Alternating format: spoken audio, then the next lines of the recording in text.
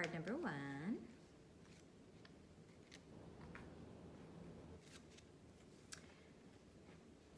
The Thinking Woman.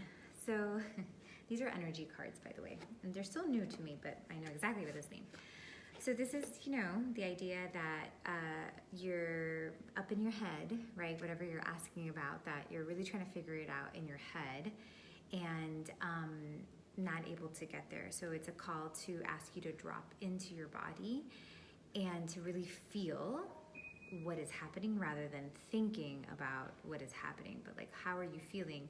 And you may find that you feel nervous, you may find that you feel unsure, but really seeing if you can pay attention to your feelings and allowing your feelings to show you what is really happening. It's also important during this time of like not knowing what's going to happen to even ask yourself, take a moment and ask yourself, and I do this with my clients often, to ask your life, like, where currently am I? Like, what stage I'm in, right? Because sometimes we want to be in like one stage when our life is not there yet, that we're actually in another place. And that's not going to come from your head. That's really going to come from like sinking in, being grounded, and feeling into like what is actually happening right now. What time, is this a time of like sit back and receive? Is this a time of healing? Is this a time of pushing, right? We have seasons and we have flows, and really paying attention and making sure that you're not going against the flow of your current life, right? And not resisting it. You also want to work, if you're up in your head a lot, you want to work on grounding, right? So grounding means that, so typically when we're in our head a lot, the energy is like above the head and we're trying to figure things out. We're like going to the future, we're going to the past, we're like all over the place, which means we're not present. And there's a time for that, for sure. When I'm doing readings, for instance, I'm out of my body because I'm trying to read people, I'm trying to go to their future, I'm trying to go to the past, all those things. And we need to do that sometimes for ourselves as well. But at the end of doing that practice, for whatever reason we're doing that practice, we want to make sure we bring ourselves back into our body. You can do that just by going into nature. You can do that by exercising, right? You can do that by simply like looking at your hands and being like, oh, look, I'm a body. I do that sometimes. I like, when you're doing something and you forget like that you're a physical body, I'll take time to be like my fingers, my toes, and remember that I'm in my body. So doing what you need to do to get out of your head. Some of you are going to have your own practices that maybe you already know about.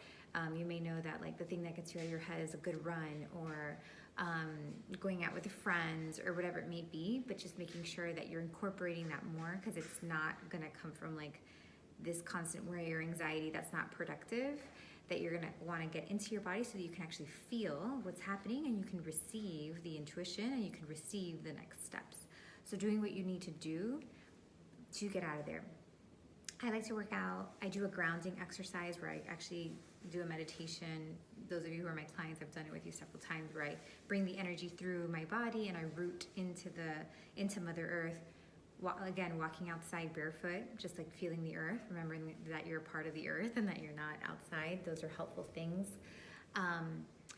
Definitely like eating things that are from the earth rather than processed stuff. So if that's something that's happening there, and slowing down. So there's a few things. Okay. All right. So card number 2.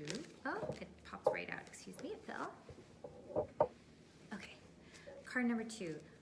Door to romance. So this is going to be, for those of you who are dating, this is obviously about taking a chance, putting yourself out there, seeing where things go rather than, again, thinking about where things go. So this is obviously a thinking week, but just seeing what your body is telling you, what your heart is telling you. So actually, see, it's like a door. So it's like, like walk through that door and try, right? And like try to release the walls and try to, and do the things that you typically wouldn't do, but to put yourself out there. This is also just like a good, for anybody who is dating and looking for love, like this is just a reminder that it's close. It's like right in front of you. So to keep the faith. So that's a nice, good omen. Those of us who are not dating, and maybe who are in relationship already, this is about becoming more heart-centered, about not being afraid to fall in love with things, right? So like to not, I know this is so weird, but sometimes we like don't want to show our hearts as much, or we don't want to fall in love with something to look silly, you know? Like I remember when I first started doing my work, I would see people teach and like be so excited about what they were teaching and like almost be cheesy about it. And I was like, oh my gosh, like I could never do that. I could never get so like into it and cheesy about it. And it was really just like my heart that didn't want to fully open into the work, because I was afraid of being ridiculed or whatever. So we kind of wall ourselves a little bit.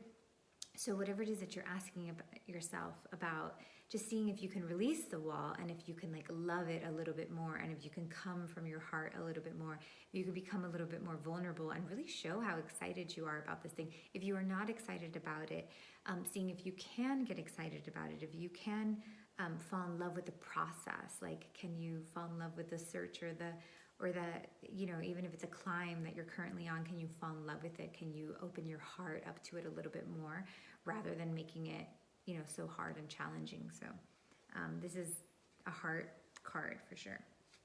So yeah, good reads today, guys. Good cards. Yeah, energy cards. So cool. Hope that helps. And I hope to see you in the Facebook groups. We'll talk soon.